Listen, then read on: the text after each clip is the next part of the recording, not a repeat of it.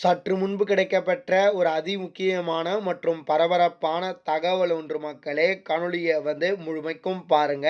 எடப்பாடியை நடுத்தெருவில் தள்ளிய அதிமுகவின் முக்கிய புள்ளிகள் யார் யார் அந்த முக்கிய புள்ளிகள்? இதனால எடப்பாடி பழனிசாமிக்கு என்ன மாதிரியான பின்விளைவுகள் 2026 தேர்தல் சமயத்தில் வருவதற்கு வாய்ப்பு இருக்கு அப்படின்றத பத்தி தான் பார்க்க போறோம். காணொளிய கொஞ்சம் கூட ஸ்கிப் பண்ணாம முழுமைக்கும் பாருங்க. அப்பதான் அன்றன்ற நடக்கக்கூடிய நிகழ்வுகளை நீங்கள் உடனுக்குடனே பார்த்தீங்கன்னா நம்ம சேனல்ல இருந்து நீங்க தெரிஞ்சுக்க முடியும். வீடியோக்குள்ள போறதுக்கு முன்னாடி நம்ம சேனலுக்கு இப்போதான் ஃபர்ஸ்ட் டைம் வந்திருக்கீங்கன்னா மறக்காம நம்ம சேனலை சப்ஸ்கிரைப் பண்ணிட்டு பக்கத்தில் இருக்கக்கூடிய பெல் பட்டனை ஆல்ல செட் பண்ணி வச்சுக்கோங்க. இப்போ வாங்க வீடியோக்குள்ள போயிடலாம்.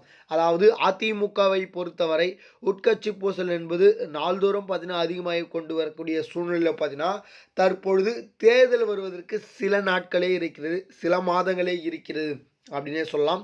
இந்த ஒரு சூழ்நிலையில் இந்த உட்கட்சி பூசல் விவகாரம் என்பது பார்த்தீங்கன்னா அதிமுகவில் விஸ்வரூபம் எடுத்துக்கொண்டிருக்கிறது. ஒரு பக்கம் செங்கோட்டையன், ஒரு பக்கம் ஓபிஎஸ், இன்னொரு பக்கம் டிடிவி தினகரன் அப்படின்னு சொல்லிட்டு நாலா பக்கமும் பார்த்தீங்கன்னா மத்தளத்துக்கு அடி அப்படின்ற மாதிரி பார்த்தீங்கன்னா எடப்பாடி பழனிசாமி மீது பார்த்தீங்கன்னா அடிக்கு மேல் அடியாக விழுந்து கொண்டிருக்கிறது. குறிப்பாக இவர்கள்லாம் பார்த்தீங்கன்னா நிறைய விதமான உடைச்சல்களை மாறி மாறி கொடுத்துட்டு இருக்காங்க.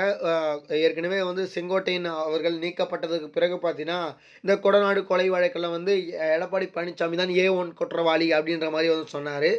அதுக்கு பிறகு பார்த்தீங்கன்னா இந்த இரட்டை இலை சின்னத்தை பயன்படுத்தக்கூடாது, அதுக்கு தடை விதிக்க வேண்டும் அப்படின்னு சொல்லிட்டு நீதிமன்றத்தில் மனு கொடுத்திருந்தாரு. இது ஒரு பக்கம் இருக்கக்கூடிய சூழ்நிலை பார்த்தீங்கன்னா இப்போ டிடிவி தினகரனுடன் பார்த்தீங்கன்னா இணைந்திருக்கிறார். இதே மாதிரி கட்சியில் இருக்கக்கூடிய ஒரு சில முன்னாள் அமைச்சர்கள்லாம் பார்த்தீங்கன்னா இருப்பதாக சொல்லப்படுகிறது. ஏற்கனவே ஒரு சில முன்னாள் அமைச்சர்கள்லாம் பாஜகவுடன் கூட்டணி வைப்பது பிடிக்காம பார்த்தீங்கன்னா எடப்பாடியிடம் சொன்னதாகவும் அதுக்கு எடப்பாடி பழனிசாமி அவர்கள் மறுப்பு தெரிவித்ததாகவும் பார்த்தீங்கன்னா சொல்லப்படுகிறது. அதனால் பார்த்தீங்கன்னா வருகின்ற 2026 தேர்தலில் பாஜகவுடன் கூட்டணி வேணாம். ஏன்னா படுந்தோல்வி ஏற்கனவே சந்தித்திருக்கோம். இடைத்தேர்தல் அப்போ, அதுக்கப்புறம் இந்த உள்ளாட்சி தேர்தல், லோக்சபா தேர்தல் அப்படின்னு சொல்லிட்டு பார்த்தீங்கன்னா அடக்கிட்டே போகலாம். அது மாதிரி பார்த்தீங்கன்னா இந்த தேர்தல் இது பார்த்தீங்கன்னா அவ்வளவும் சூடு பிடித்து கொண்டிருக்கிறது. இதனால் பார்த்தீங்கன்னா இந்த தேர்தல் ரொம்ப முக்கியமான தேர்தலாக அதிமுகவுக்கு இருக்கிறது. அதனால் பார்த்தீங்கன்னா இந்த தேர்தலில் ஒரு பெரும்பான்மையான வெற்றியை பெற வேண்டும் அப்படின்னு சொல்லிட்டு அதிமுகவில் அனைவரும் நினைத்து கொண்டிருப்பார்கள். குறிப்பாக எடப்பாடி பழனிசாமி அவர்கள் நினைத்து கொண்டிருப்பார். ஏன்னா நம்ம வந்ததுக்கு பிறகு பார்த்தீங்கன்னா படுந்தோல்வி சந்தித்திருக்கிறோம்.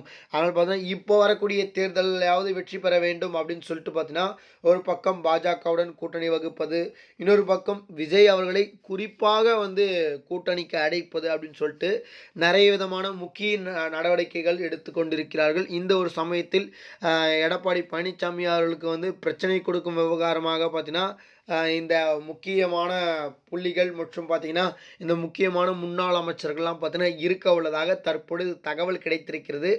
இதையெல்லாம் நாம் பொறுத்திருந்தான் பார்க்க வேண்டும். இது போல சுவாரஸ்யமான அரசியல் உண்மை நிலவரங்களை நீங்கள் உடனுக்குடனே தெரிஞ்சுக்கணும்னா நம்ம சேனலை மறக்காமல் சப்ஸ்கிரைப் பண்ணுங்கள். நன்றி.